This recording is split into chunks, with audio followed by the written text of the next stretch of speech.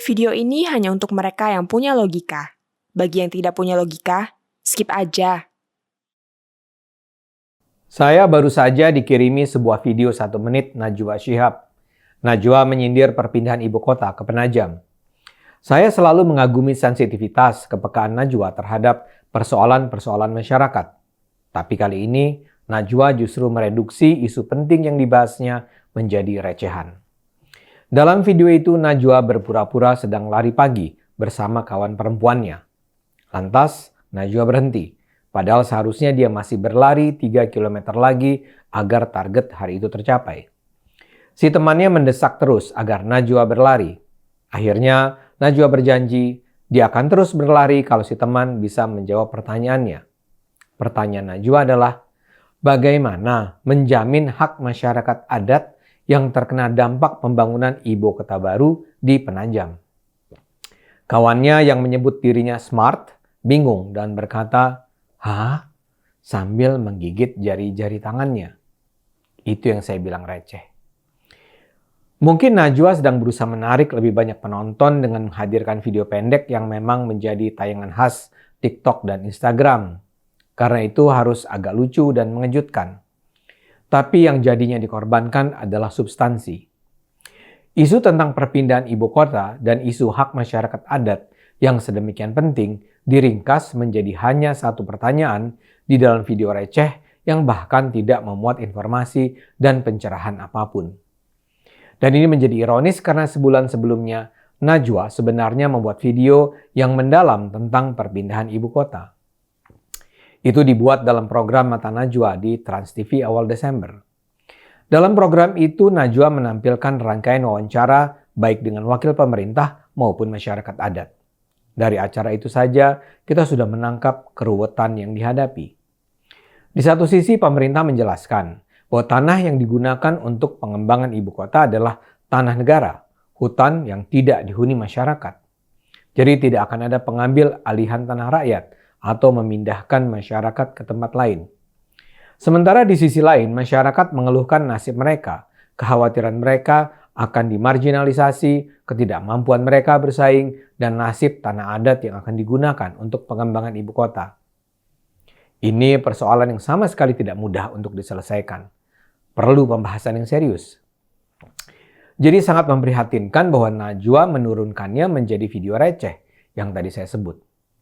Tapi apa yang dilakukan Najwa ini tentu masih jauh lebih bertanggung jawab dibandingkan sejumlah penentang pemindahan ibu kota lainnya. Salah satu contoh terbaik adalah jurnalis senior yang adalah kader PKS Edi Mulyadi. Dia menolak pemindahan ibu kota tapi dengan cara ngawur. Dia menuduh bahwa di belakang pemindahan ini ada kepentingan penguasa dan pengusaha Cina yang berusaha menguasai Indonesia.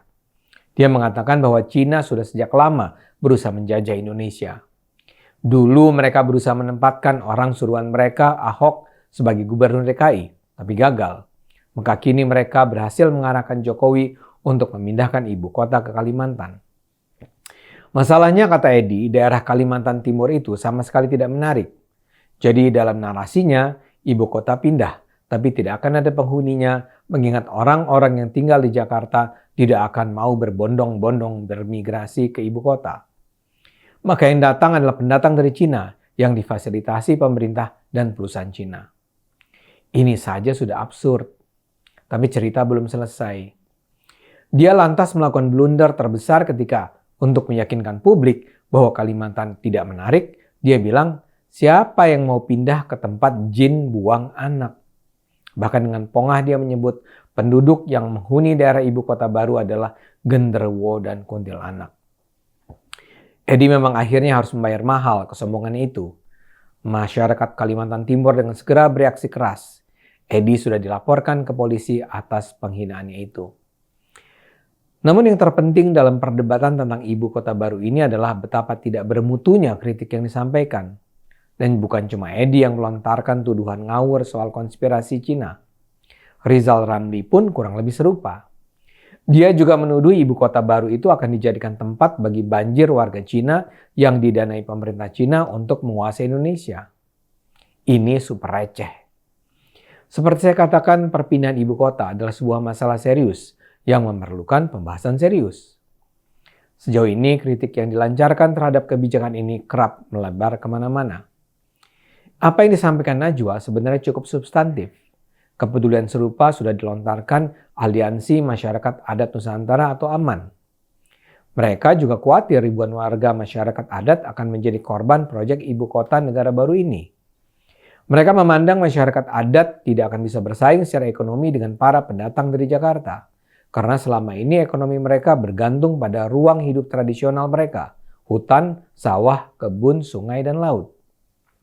Begitu juga sebagian mempersoalkan kerusakan lingkungan sebagai imbas pembangunan kawasan ibu kota nantinya, mulai dari ancaman terhadap tata air, flora fauna, dan pencemaran. Kalau itu kritiknya, ini memang adalah persoalan-persoalan yang memang harus dijawab pemerintah. Namun sering juga yang dilontarkan adalah tuduhan yang dilandasi prasangka buruk. Misalnya, ada kritik dari koalisi masyarakat sipil yang menyebut pemindahan ibu kota ini sebagai proyek oligarki yang akan mendekatkan ibu kota negara dengan pusat bisnis beberapa perusahaan yang memang memiliki konsesi di sana. Jatam Kaltim bahkan menuduh bahwa pemindahan ibu kota ini dilakukan agar pemerintah dapat mengambil alih kewajiban melakukan reklamasi terhadap bekas-bekas tambang yang seharusnya dilakukan perusahaan-perusahaan tambang. Bila perdebatan selalu landasi prasangka semacam itu, ya memang kita tidak akan kemana-mana. Untuk derajat tertentu, kritik seperti yang dilontarkan AMAN sangat layak didiskusikan. Hak masyarakat harus selalu diperhatikan. Namun di sisi lain, perpindahan ibu kota tidak bisa lagi ditunda karena once and for all, sentralisme Jakarta dan Jawa harus dihentikan. Beban Jakarta dan Jawa sudah terlalu berat. Ada soal kepadatan penduduk, kemacetan lalu lintas, polusi udara, dan ketersediaan air bersih. Demikian pula produk domestik bruto Jawa sangat mendominasi. Dengan pemindahan ibu kota, pemerintah ingin menghapus istilah Jawa sentris dan meningkatkan kontribusi pulau lain. Konversi lahan juga terbesar terjadi di Pulau Jawa. Proporsi konsumsi lahan terbangun di Pulau Jawa mendominasi, bahkan mencapai 5 kali lipat dari Kalimantan. Jadi ibu kota memang harus pindah. Yang harus dicari adalah jalan agar perpindahan ini dapat diminimalisasi eksesnya. Ibu kota pindah dan masyarakat di lingkungan ibu kota baru dapat merasakan manfaat bagi kesejahteraan hidup mereka. Ini perlu pembahasan serius, bukan cuma narasi-narasi receh yang sama sekali tidak membantu. Mari kita terus gunakan akal sehat, karena hanya kalau kita gunakan akal sehat, negara ini akan selamat.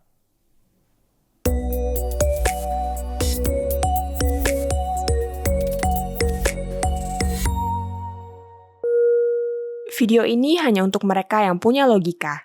Bagi yang tidak punya logika, skip aja.